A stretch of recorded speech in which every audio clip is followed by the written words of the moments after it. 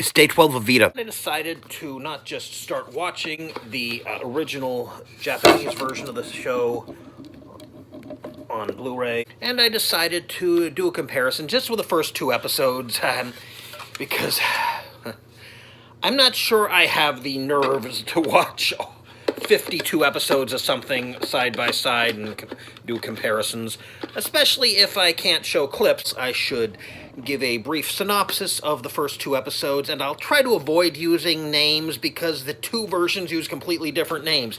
Even the car has a somewhat different name, despite the subtitles attempt to convince you otherwise. So our hero is a teenager. According to the third episode, he's 18, who has this amazing car that's somehow street legal, designed by his father, who's an engineer for, I believe it's an automotive company. And the father has designed this new engine, but one of the executives is completely against it, and since they need a unanimous decision to actually make a prototype, the father quits the company, and of course the obviously evil guy who blocked the building of the prototype is evil. So he sends some thugs to try to steal the plans to the engine, but unknown to everyone, they were actually written in invisible ink on it. Well, actually not on this windshield, but on a different windshield.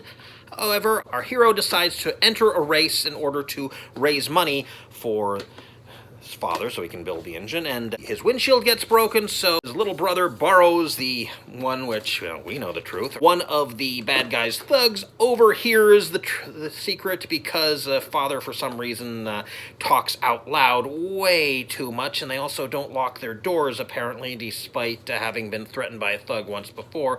Also didn't call the police, apparently. Anyhow, so he enters the race, and a bunch of bad guys try to stop him, and, well, eventually our hero smashes the windshield rather than let the plans fall into the hands of bad guys.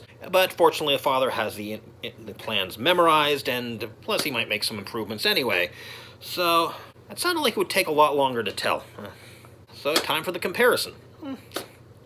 The most obvious thing right off the bat is that Speed Racer, the dub, has a lot more narration, which, considering the fact that Mach Go Go Go has no narration whatsoever, might not be that big a feat, but sometimes the characters even just narrate or think about what they're doing, even though you can see it. It's the narration also says, now you'll see how the Mach 5 came to be, implying that this is a flash forward and the rest of the episode is a flashback. It's not. It's completely linear. I guess, well, we do find out how it gets its gadgets, but who wrote this stuff? Oh, right, Peter Fernandez. Peter! The only part, at least in the first two episodes, where there's any narration is at the beginning of episode 2. There's a description of the gadgets. Jump, jump, jump, jump, jump, jump. And in the original Japanese, it's narrated by the father. In the English dub, it's narrated by the son. I was actually surprised most of the dialogue was pretty much the same, phrased differently, but, you gotta allow for lip flap and all that. Mostly, there are some exceptions, most of which aren't worth nitpicking, except, for some reason, in the dub, they go on and on about how the engine is for the Mach 5. He's designing a new engine for the Mach 5, and that, well, later on, our hero tries to sell the car in order to raise money for to build the engine. But wait, if the engine's for the car and you sell the car, ever heard of a story called Gift of the Magi? It actually reminds me of Ultraman. In Ultraman, which actually has a lot of the same people involved. I think Peter Fernandez was the script adapter and dub director for both of them. Certainly Corinne Orr was a major voice in both of the dubs. In the original Japanese Ultraman, when Ultraman meets Hayata, he says, "I am an alien from Nebula M78," in Japanese. And then later on, Hayata says, "He has no name. Let's call him Ultraman," in Japanese. In the English dub, he introduces himself as, "I am Ultraman." So then when he later says, "He has no name, let's call him Ultraman."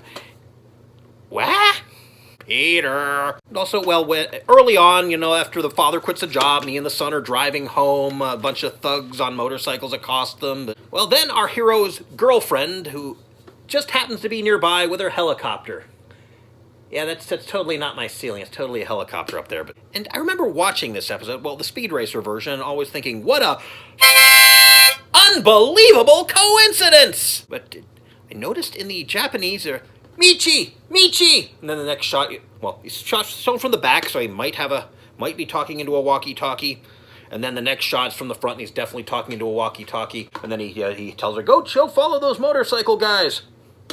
He's not actually holding it in front of his mouth. Look, I'm the Dick Tracy cartoon made by UPA. In the English dub, they're, "Oh, it's Trixie." So he's surprised she just happens to be there. In the Japanese, it's not definite, but it might be implied that he called her and now she's there. Michi, Michi, go chase those guys. I mean, okay, she'd still have to be close enough. But, well, I guess in this world you don't need to file a flight plan. Judging by the fact that a car like this, actually much pointier than this, is street legal, and apparently you're allowed to crash into other cars on a racetrack. I don't know. I'll nitpick one thing that's not a big deal. In the original, our hero's father is the former captain of the Tatsunoko University wrestling team, and in the dub he is the, oh boy, former champion of the West Side Grunters and Groaners. Okay, that's funnier, but, you could even look some innuendo into that.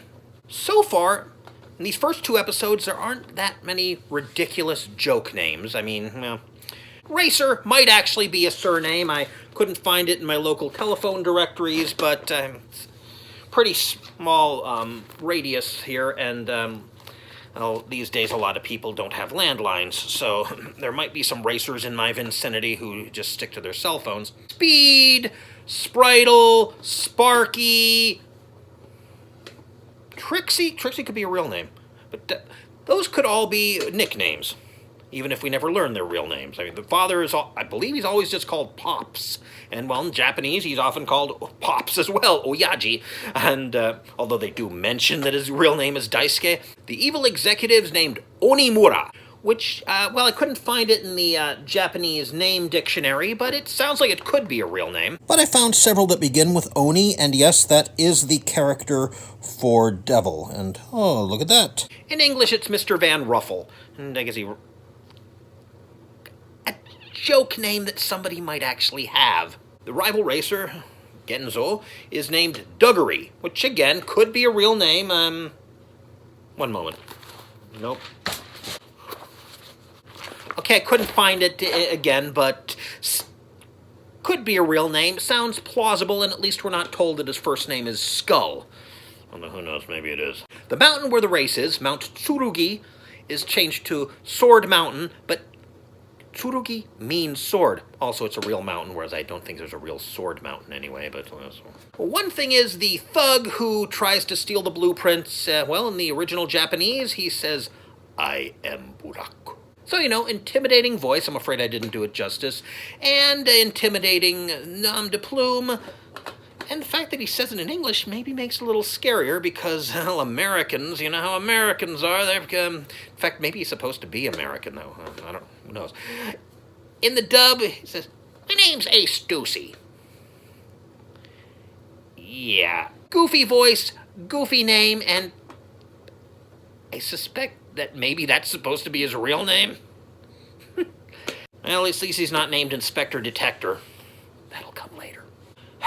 Well, Peter Fernandez, I think it was Peter Fernandez, claimed that they cut for content, or edited for content. In this case, it means the same thing, right?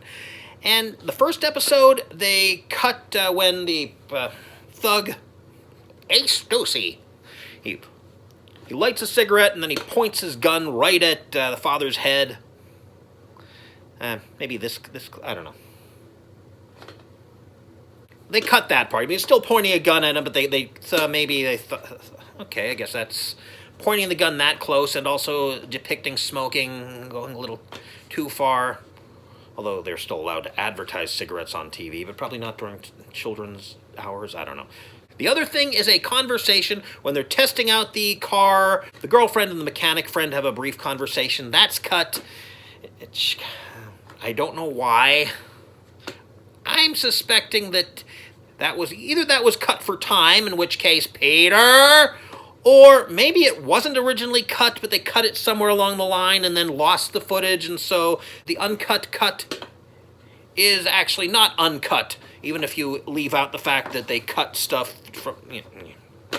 Second episode, well, first of all, they have another cut that seems to have been for time. Goes over a cliff, and then there's some shots with water and a waterfall and stuff, and then he drives on a tree trunk. They cut a little bit before he gets to the tree trunk. I'm not sure why. But then they cut a scene definitely for content. The girlfriend is flying over the race in an airplane, because of course she has an airplane. She has a helicopter, right? And she can fly both. Well, that's not completely unbelievable. And she drops smoke flares, causing several of the enemies actually to fly off a cliff and crash and explode. And just the last one of that, and one of them screeches to a halt just before he gets off the cliff. Wrong car. They cut it until they just get the last part with the car screeching to a halt, and they change her last, and the line, which was originally something like, ha ha ha ha, serves you right, boys, or something, is changed to, most of them were lost in the smoke. Yeah, okay, I can see you don't want to see the heroes possibly killing the villains.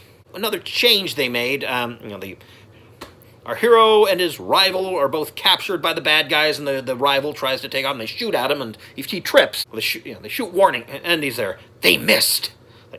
No, I'm pretty sure those were warning shots. They meant to miss. And the last thing they cut is a scene of the father yelling at, the son wins the race, but the father yells at him, and, well, they show plenty of shots of him yelling, but they show this one close-up. I don't know. Can I... Bura, bura, bura, bura!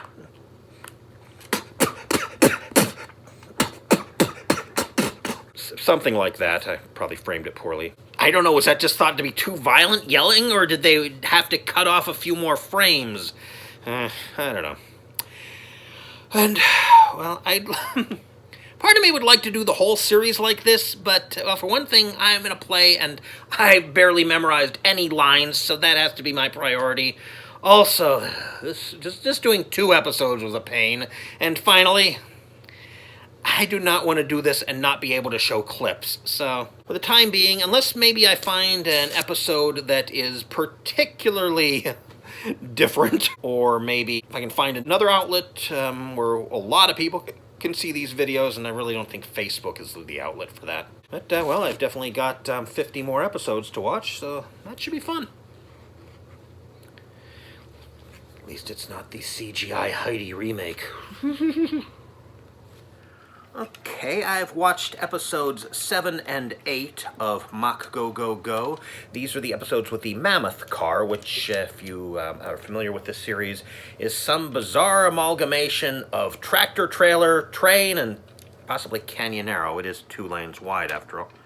I don't think the trunk works that way. The plot is that a bunch of gold bullion is stolen, and it's suspected that a race where any kind of car can enter, like the mammoth car, might be being used to smuggle the gold out of the country. And it turns out that parts of the mammoth car are actually constructed of the stolen gold, with the steel supports. And the fact that it didn't occur to the police that this might be the case is, well, I'm willing to suspend my disbelief for the original Japanese. In the dub, they add the line, "They might have melted the gold bars into the shape of a car." Then why didn't you scrape some paint, guys? Why didn't you maybe weigh the... Okay, that might be difficult with a mammoth car, but you could weigh the other car that... You know why it didn't occur to you? Because it didn't occur to you that they shaped the gold into the car. Yeah, basically, by adding that line, they made it extra stupid. Instead of just, okay, I'll excuse that, it becomes... And another thing they changed, at one point the little brother gets kidnapped, but he convinces one of the thugs to untie him because he really has to go to the bathroom.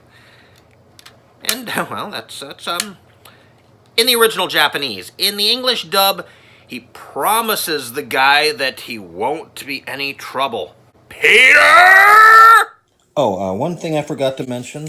The Japanese name for the mammoth car is Manmosuka, but for some reason the subtitles translated as Mammoth Mobile. I kind of suspected that the Japanese licensor insisted on it, because no one can ruin anime better than the Japanese.